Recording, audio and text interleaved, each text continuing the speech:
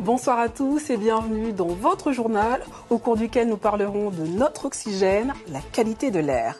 Sphère ORL irritée, horizon obscurci, vous vous en êtes aperçus, les particules fines sont nombreuses dans l'air ces jours-ci. Attention, elles représentent un véritable danger pour les personnes sensibles, comme les seniors par exemple. Madeleine Inder a déclenché l'alerte rouge. Le bouclier qualité-prix, arme contre la vie chère pour vous permettre de faire des économies. Sa version 2023 est entrée en vigueur aujourd'hui. Détail à suivre. La Martinique aux couleurs des Jeux Olympiques. Le drapeau trône désormais à Trinité. Un an avant le passage de la flamme sur notre île, c'est une première historique. Nous la vivrons en compagnie de la championne Coralie Balmy et des petits Trinitéens. Regard croisé sur deux expositions ce soir. La première nous fera remonter le temps, puis la seconde nous plongera dans l'univers des grands peintres à la Fondation Clément. Vous l'avez probablement ressenti, l'air est beaucoup moins respirable en ce moment. En cause, un épisode de brume de sable pour les aînés et autres personnes sensibles. Les conséquences peuvent être graves pour la santé. Christelle Sivat et Jean-Marc Kenenga.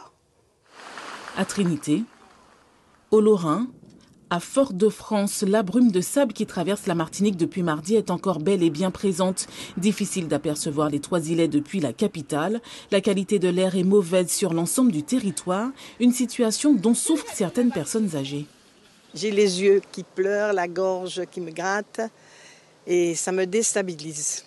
Je me cache, c'est-à-dire que je m'enferme tant que je peux. Et puis il y a la chaleur qui n'arrange rien.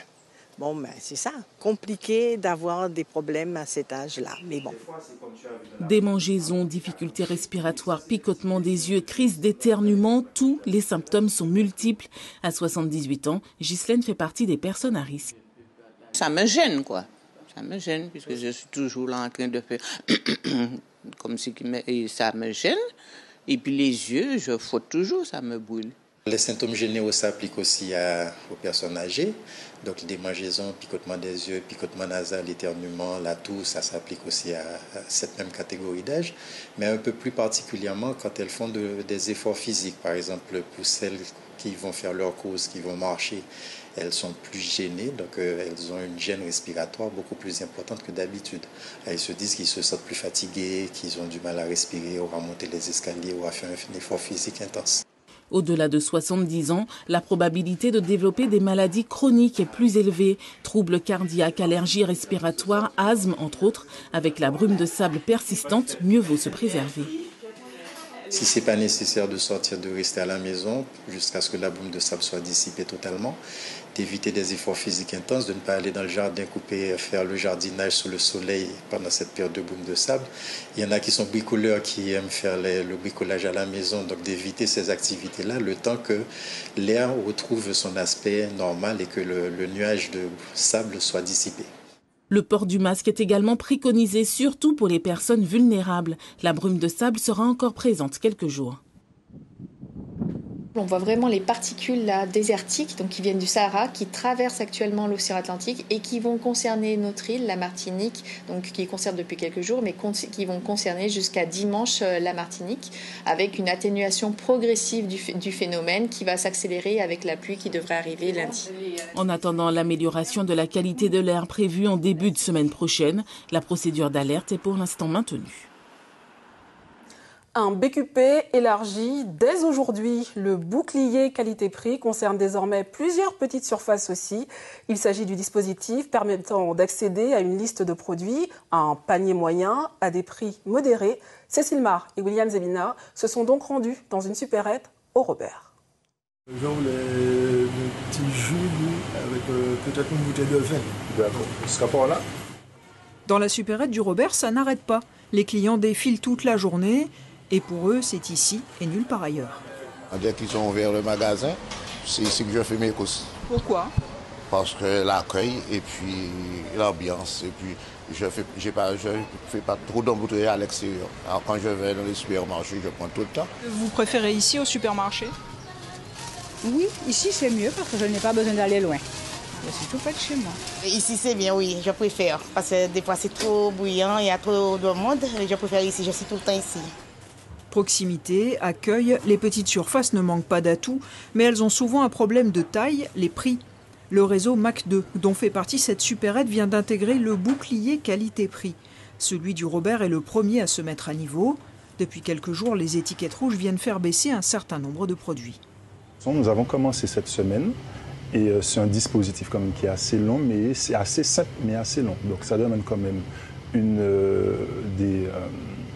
du stock de marchandises. Nous pensons avoir terminé avant la fin du mois. Et en plus, nous comptons proposer d'autres produits supplémentaires, en plus des produits BQP, comme l'eau. Pourquoi ? Parce que pour nous, c'est essentiel d'avoir quand même une eau premier prix qui est à la portée de tous les clients. Le nouveau bouclier qualité-prix est entré en vigueur aujourd'hui. Il augmente le nombre de produits concernés par ces prix maximum. Pour les hypermarchés, on passe de 100 à 134 produits. Pour les supermarchés, de 52 à 72. Et pour les supérettes comme le Mac du Robert, de 27 à 35. Selon la préfecture, le panier est élaboré en fonction de la consommation des Martiniquais. Produits alimentaires, produits infantiles, produits d'hygiène et désormais fruits et légumes uniquement dans les grandes surfaces. Dans tous les magasins, le défi du bouclier est d'éviter la rupture de stock. Des achats de première nécessité aux produits nécessaires à la rentrée. Dans les magasins, le défilé des clients munis de la fameuse liste du matériel scolaire a démarré près d'un mois et demi avant la reprise. Raphaël Luce et François Marlin étaient également dans les rayons.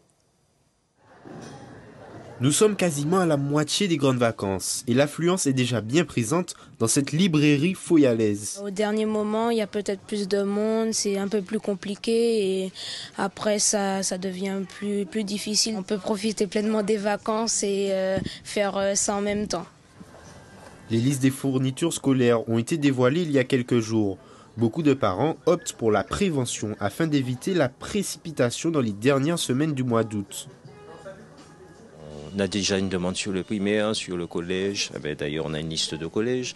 Et puis pour le lycée, ça commence à venir. Pour éviter le rush de la rentrée des classes, donc il y a des gens qui préfèrent étaler ça, même s'il y a des livres qui ne sont pas encore disponibles, prendre déjà ce qu'il y a de disponible et puis venir après pour le reste.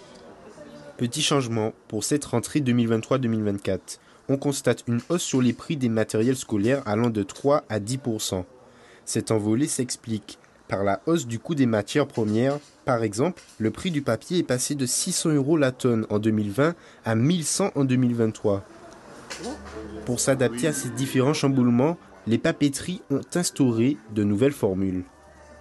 En ce moment, effectivement, avec l'inflation qu'on connaît et toutes les difficultés à travers le monde, les prix ont pas mal changé. Mais on a travaillé sur plutôt du prix en baisse pour pouvoir simplifier au mieux la rentrée, réduire les coûts, donc pour proposer vraiment des prix très attractifs aux clients. Ça nous permet d'avoir encore un peu de choix avant qu'il y ait trop de monde qui soit déjà venu et puis de pouvoir choisir entre les prix et comparer. En Martinique, beaucoup de familles sont très affectées par ces nouvelles augmentations. Des associations les encadrent pour offrir à tout enfant des chances de réussir. Ces parents ont souvent droit à l'allocation de rentrée scolaire, mais ça reste toujours insuffisant. Ce que nous souhaitons, en résumé, qu'on arrive à la gratuité de la scolarité pour nos enfants. Des fonds sociaux sont proposés par la collectivité pour les parents en difficulté. Un bol d'air pour beaucoup en cette période de forte inflation. Courte et chaleureuse passation de pouvoir au ministère de la rue Oudinot. Philippe Vigier succède à Jean-François Carinco. Ce dernier s'est déclaré heureux et fier du travail accompli. Après une année d'exercice, le député MoDem d'Eure-et-Loir est donc le nouveau ministre des Outre-mer. Ensemble sur le perron de la rue Oudinot. Gérald Darmanin, le ministre de l'Intérieur et des Outre-mer, accompagné de Jean-François Carinco et de Philippe Vigier. L'un s'en va, l'autre arrive, une passation de pouvoir chaleureuse et républicaine, avec d'abord un hommage appuyé aux sortants. Tu as travaillé sans relâche, j'en suis absolument témoin, de 4h du matin à 4h du matin, pour régler tous les problèmes nombreux qui étaient avant toi, et tous les problèmes nombreux, malheureusement, qui se créent pendant que nous étions là. Un an de travail et des millions de kilomètres parcourus. Jean-François Carenco a visité tous les territoires ultramarins. Il ne le cache pas, il est fatigué, mais satisfait du devoir accompli. Je suis heureux et fier d'avoir servi les Outre-mer, d'avoir servi la République, d'avoir servi son président. Le nouveau ministre chargé des Outre-mer est le dernier à prendre la parole. À 65 ans, Philippe Vigier étrenne son nouveau costume de ministre avec un engagement, être au plus près des territoires et de leurs préoccupations. Je voudrais dire aux hommes et aux femmes de ce territoire que je serai à leur écoute. Je sais qu'il y a des difficultés, je sais qu'il y a aussi des capacités absolument exceptionnelles. Eh bien, je crois que cela exige de la part du gouvernement de la République qu'on soit à la hauteur de ces enjeux. La passation de pouvoir terminée, Philippe Vigier entre dans le vif du sujet. Premier conseil des ministres et déjà les premières pressions. À peine nommé, le choix de l'ancien député de l'Eure-et-Loire agace la délégation outre-mer de l'Assemblée. Il faut des gens qui puissent porter haut et fort nos revendications, nos besoins, nos réalités, qui ne sont nullement prises en compte aujourd'hui de façon concrète et pérenne. Et ça, c'est dommageable et très malheureux pour l'avenir en tous les cas. Dans quelques heures, Philippe Vigier effectuera son premier déplacement outre-mer en Nouvelle-Calédonie. Le nouveau ministre accompagne le président de la République en tournée dans le Pacifique. Dans la famille des nouveaux ministres, celui de l'Éducation à présent, c'est Gabriel Attal, l'ancien porte-parole du gouvernement. Mais cette nomination ne convient pas à certaines organisations syndicales. Les explications de Franck Zanzor et Corentin Bellard. J'ai passé, mesdames et messieurs, du temps sur le terrain, une vraie source de réflexion stimulante. 134 déplacements dans l'Hexagone et les Outre-mer m'ayant permis de visiter une bonne centaine d'écoles, collèges et lycées. Et ceux qui m'ont accueilli, parfois émouvante. Je pense par exemple à l'inauguration du nouveau lycée Schœlcher de Fort-de-France. Merci. Des remerciements à la communauté scolaire du lycée Schœlcher au moment de son départ de la rue de Grenelle. Le ministre était présent dans l'établissement en octobre 2022 pour son inauguration et en garde visiblement un excellent souvenir. En revanche, les représentants syndicaux des enseignants reprochent au ministre d'avoir maintenu le calendrier de la réforme du bac. Il faudra aussi s'attaquer à tout ce qui concerne la réforme du bac. On ne peut pas garder le même calendrier que l'on a eu ces dernières années. On s'est rendu compte que depuis mars, les élèves ne viennent plus en cours et on a beaucoup l'impression de bricolage au sein du ministère de l'Éducation nationale. Il y a donc des sujets extrêmement brûlants sur la table. Gabriel Attal succède donc à Pape Ndiaye au ministère de l'Éducation nationale et au SNES-FSU, le nouveau ministre est très attendu. Il y a un certain nombre de sujets extrêmement importants sur lesquels le nouveau ministre devra se pencher. Le premier sujet qui nous semble fondamental est celui de l'attractivité de notre métier, qui est lié aussi aux conditions de service. Si on n'avait pas des conditions de service aussi déplorables, le métier attirerait davantage. Mais il s'agit aussi de questions salariales. On attend de M. Attal qu'il écoute véritablement la profession et qu'il écoute les organisations syndicales qui sont les premières, qui sont les plus à même de savoir précisément ce qui se passe sur le terrain. Mais en tout cas, on ne se fait pas grand-chose comme illusion, mais on verra bien ce qu'il en sera. La rentrée scolaire, c'est dans 6 semaines. Rien ne permet pour l'instant d'augurer de l'ambiance dans laquelle elle devrait se dérouler. En revanche, la communauté scolaire de Schœlcher semble plutôt fière de l'accueil réservé au ministre en octobre dernier. En Haïti, des militants politiques réclament le départ du Premier ministre.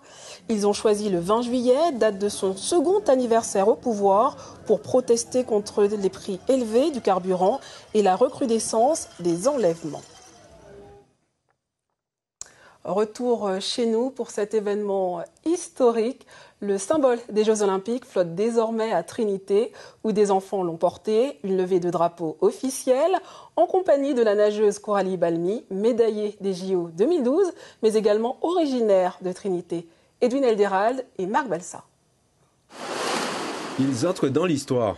Les jeunes participants de la caravane des sports ont eu l'honneur d'assister à la première levée des drapeaux olympiques en Martinique. Coralie Balmy, ambassadrice des JO pour l'île aux Fleurs, était présente ce matin pour transmettre un certain nombre de valeurs aux jeunes sportifs. Toutes ces belles valeurs qui entourent le sport, mais qui sont aussi applicables dans la vie. Et je suis très contente de voir qu'ils sont déjà très imprégnés de tout ça par leur pratique régulière du sport. La levée du drapeau olympique, les Jeux olympiques. Les Jeux olympiques à Paris, c'est en 2000. Eh bien.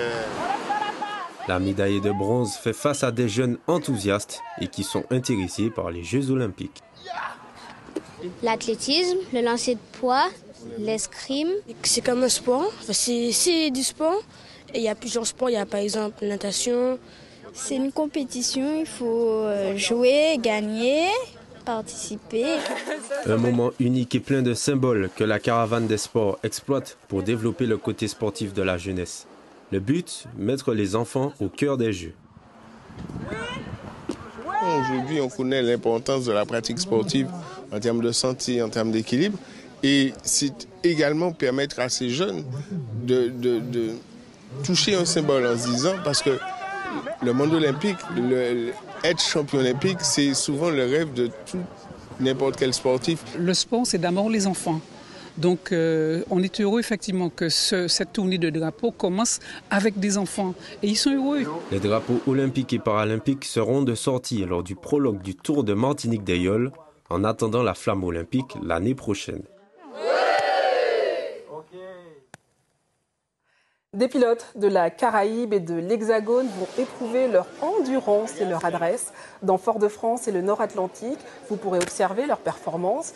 Ils sont présents sur le front de mer de Fort-de-France où nous retrouvons tout de suite Christelle Sivat et Jean-Marc Kenenga. Bonsoir Christelle. Oui, bonsoir Viviane. C'était donc un événement attendu depuis plusieurs années. Exactement Viviane, un événement attendu car le Martinique Rallye Tour fait son grand retour après 3 ans d'absence. Donc vous le voyez derrière moi, déjà des démonstrations d'équipage. Alors pour ce grand retour, on dit que c'est quand même la 5e édition. Des pilotes sont quand même venus de la Guadeloupe, de l'Hexagone, de la Barbade, mais bien évidemment de la Martinique. Alors avec nous, Willy Nalamoutou Sancho, bonsoir. Cette édition 2023, qu'est-ce qui fait sa particularité? Surtout que c'est un grand retour, on l'a dit.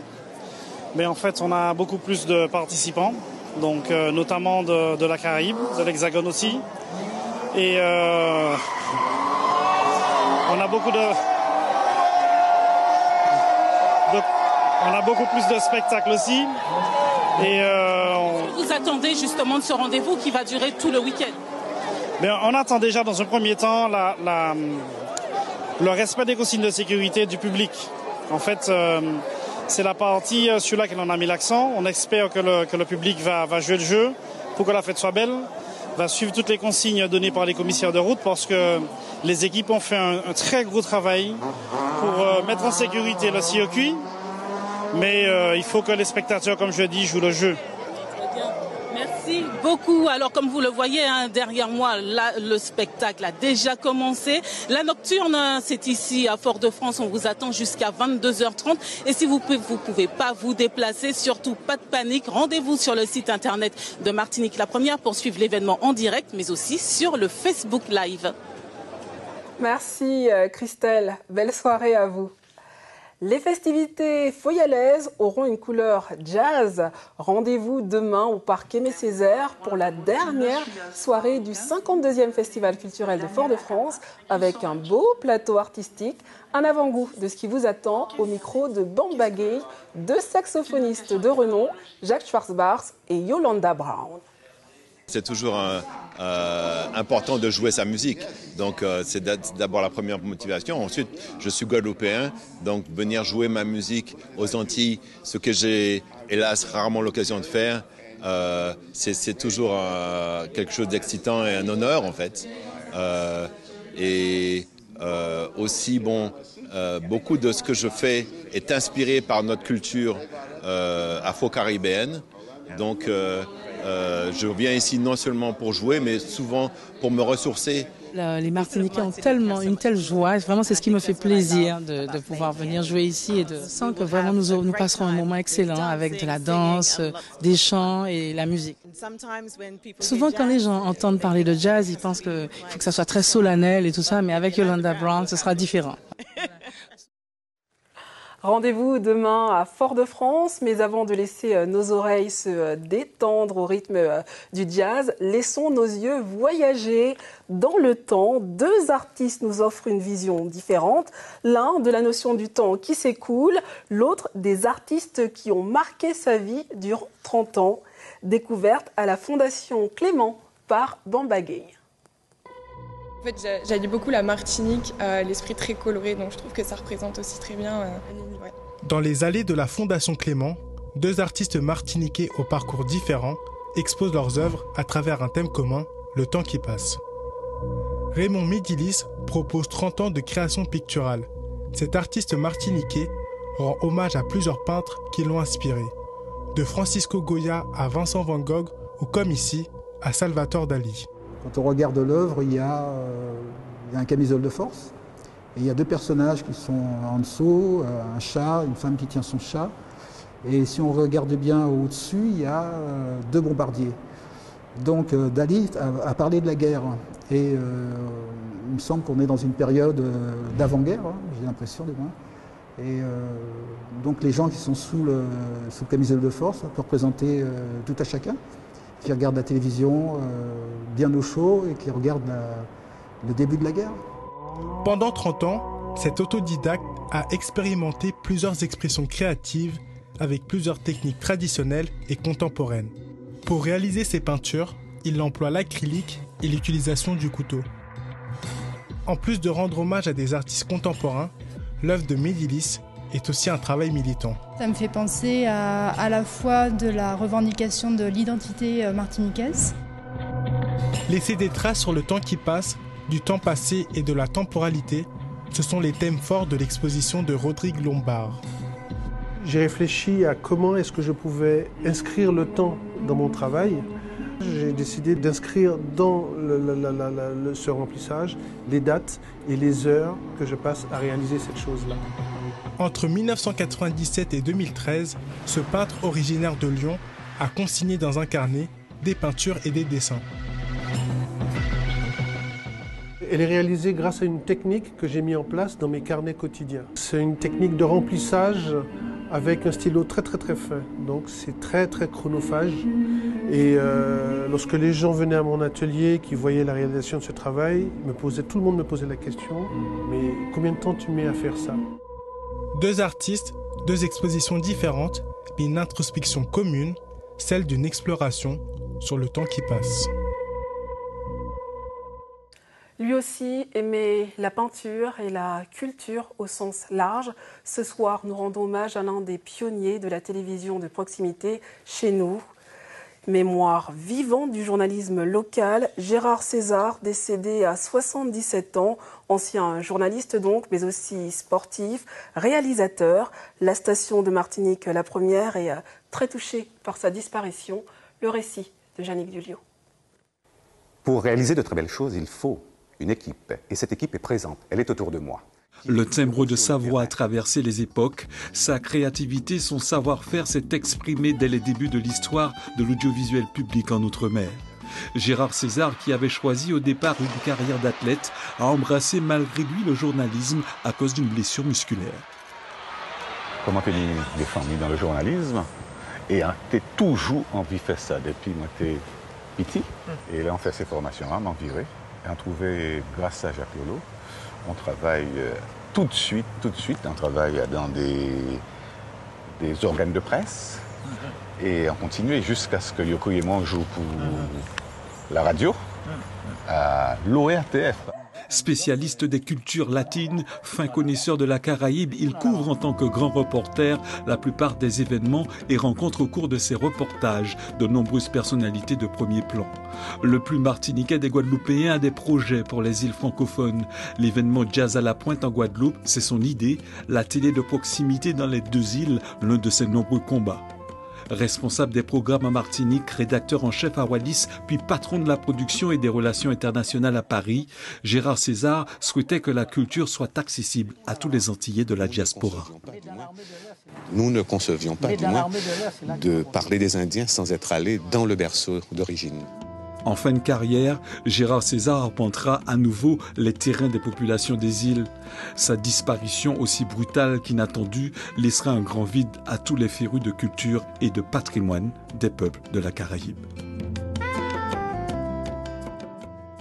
C'est sur ce bel hommage que s'achève votre édition, marquée par une alerte rouge à la pollution atmosphérique. Vous l'avez ressenti, l'air est chargé en raison d'un épisode de brume de sable. Il persiste depuis mardi. Attention, les personnes sensibles, comme les personnes âgées par exemple, doivent être prudentes et porter un masque. Demain matin, l'information, c'est en radio avec Manuel Larade, puis le mini avec Ronan Bonnec. Je vous retrouve donc à 19h, mais en attendant, votre journal national. À tout de suite.